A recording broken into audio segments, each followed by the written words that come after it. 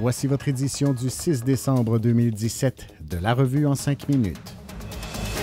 Un vaste projet multigénérationnel de près d'1 milliard de dollars verra le jour dès l'été 2019 dans le secteur Lachenay.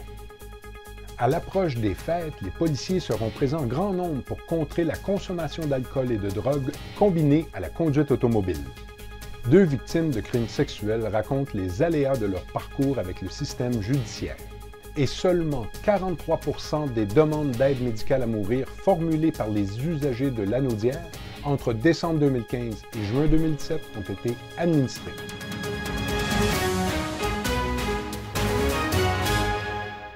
Ici Gilles Fontaine, journaliste à La Revue. REZ Immobilier a dévoilé les détails d'un vaste complexe multigénérationnel de 900 millions de dollars qui verra le jour dès l'été 2019 dans le secteur Lachenay. District Union sera divisé en 3 projets qui s'adresseront à différentes clientèles. En plus des 365 unités d'habitation, 20% du site sera composé d'espaces verts, d'espaces publics et de parcs, soit l'équivalent de 10 terrains de football. Tous les détails à lire en page A7. À l'approche des fêtes, les policiers invitent les citoyens à la prudence et à la modération dans le cadre de l'opération Vaccin qui vise à contrer la consommation d'alcool et de drogue combinée à la conduite automobile. Ils seront présents en grand nombre sur la route pour effectuer différentes opérations spéciales. Selon vous, combien de conducteurs ont été arrêtés à la suite de cette campagne l'an dernier? Apprenez-en plus en page A4.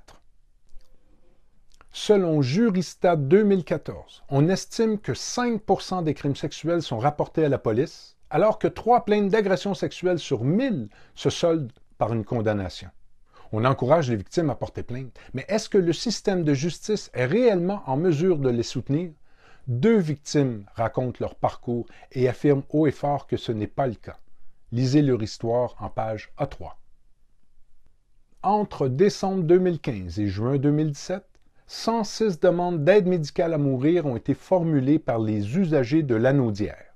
De ce nombre, 46 ont été administrés, soit un pourcentage de 43%, ce qui fait de l'Anaudière la région qui montre le plus faible taux d'administration de l'aide médicale à mourir par rapport au nombre de demandes.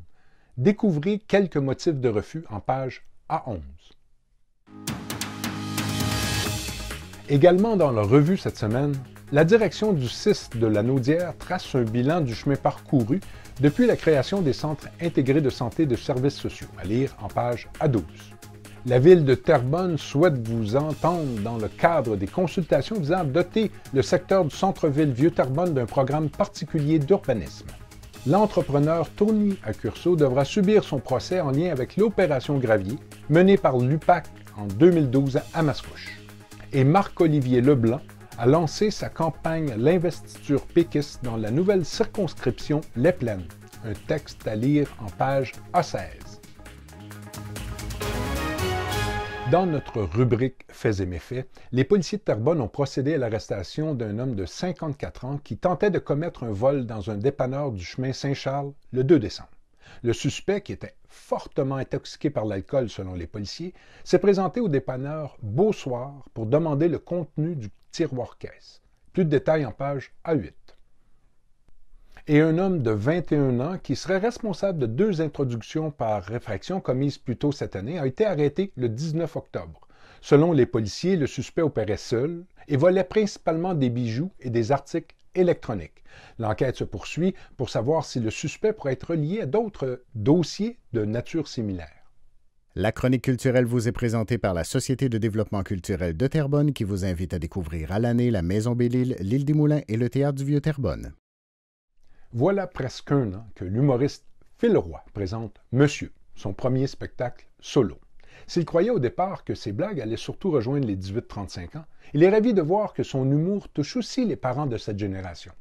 Apprenez-en plus sur son spectacle qui sera présenté au Théâtre du Vieux-Terrebonne le 20 décembre, en page 1 de notre cahier culturel. Parmi les activités à mettre à votre agenda, à l'aube du temps des fêtes, le Quatuor des Moulins vous invite à assister à son nouveau concert Son et Brioche. Vous pourrez entendre les grandes pièces de Mozart et de magnifiques chants de Noël le 9 décembre à 10h dans la chapelle du Collège Saint-Sacrement. Et du 27 novembre au 10 décembre se tient la 23e édition du tournoi provincial Novice Midget Pat Boudry de l'Association de hockey mineur de Mascouche. Les demi-finales et les finales débuteront le dimanche 10 décembre dès 9h. Ça promet d'être toute une journée de hockey à l'Arena de Mascouche. Tous les détails en page A41. Les amatrices et amateurs de concours seront choyés cette semaine dans la revue, qui en propose plusieurs, comme celui qui permettra à un ménage moulinois de gagner ses factures d'électricité ou d'huile à chauffage jusqu'à concurrence de 1 500 $. Aussi, faites parvenir le coloriage de votre enfant à une des succursales de Remax d'ici pour courir la chance de gagner une montagne de cadeaux. Un autre lectrice ou lecteur chanceux remportera un certificat de 300 $ offert par Metro Fogarty. 25 forfaits familiaux seront tirés au sort pour le festival Family Zone qui aura lieu au Centre Expo Terrebonne durant le temps des fêtes. Et Voyage CAA Québec de Terrebonne remettra en janvier un crédit voyage de 2 500 $. C'était l'édition du 6 décembre de la revue en 5 minutes. Cette semaine, ne manquez pas notre cahier spécial sur les nombreuses activités de Noël organisées aux 4 coins de la MRC Les Moulins. Sur ce, bonne lecture et bonne semaine.